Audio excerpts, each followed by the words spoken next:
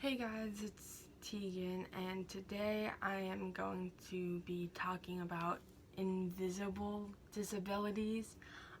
So basically, what I think that is if you have, like, for me, it's ADHD and, like, just like stuff that is in your mind.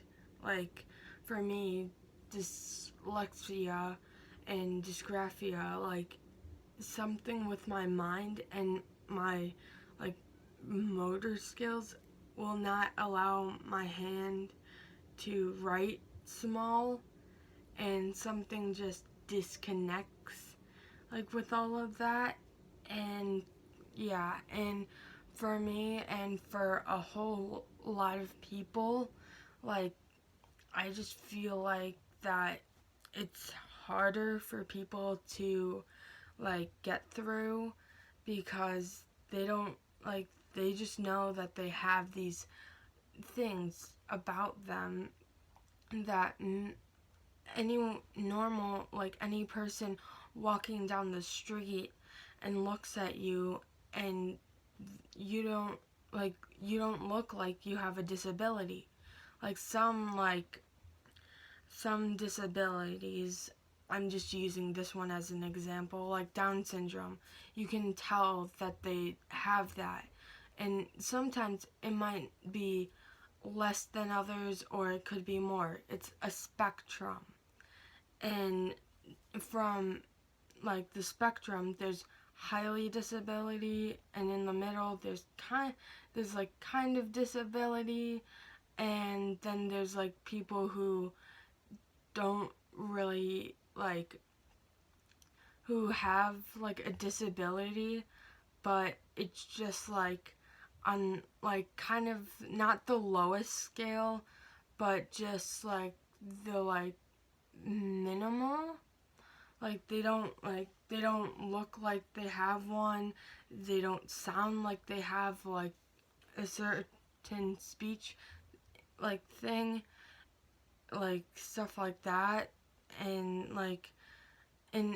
it's like just like looks, and like, even though I use this a lot, um the like thing of, we look at tens of thousands of million people a day, but we don't know their story.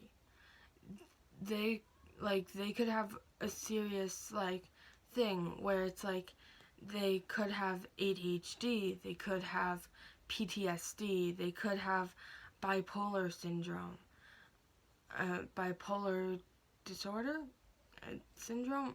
I I don't really know that one well enough. I just know it as bipolar.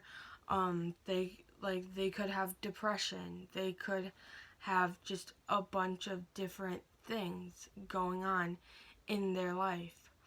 And it hurts to know that people get bullied for like having a having a invisible um like disability. And it just sucks how some people, like, how they get treated and stuff.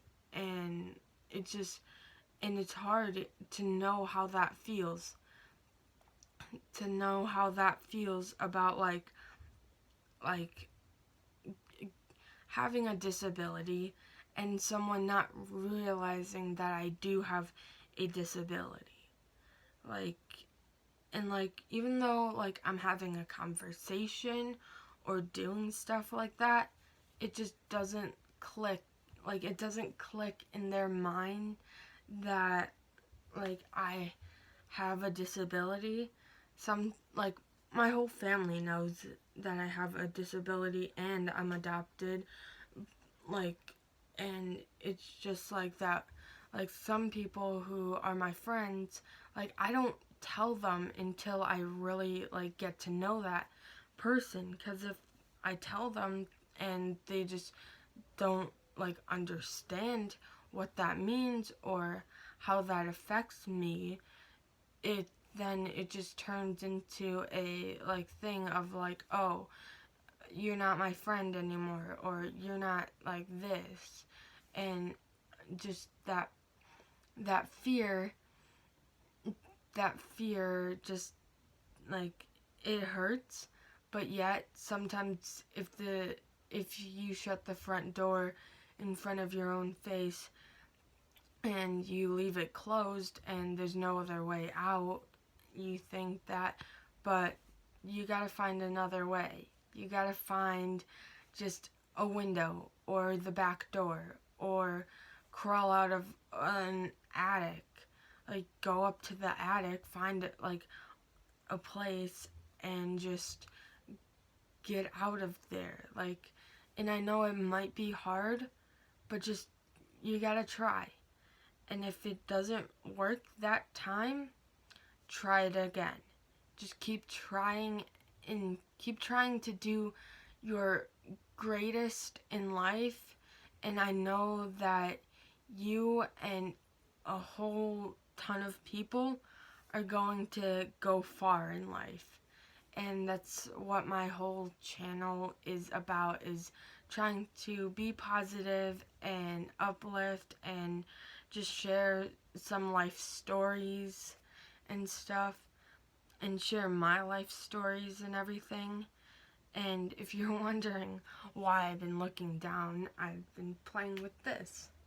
This is my attempt at making my own marble maze. And yes, it does have a marble right here. And the marble kind of looks like this. So yeah. And it's actually really fun. It's a very good fidget. I thought I wasn't going to like it, but I really like it. And yeah.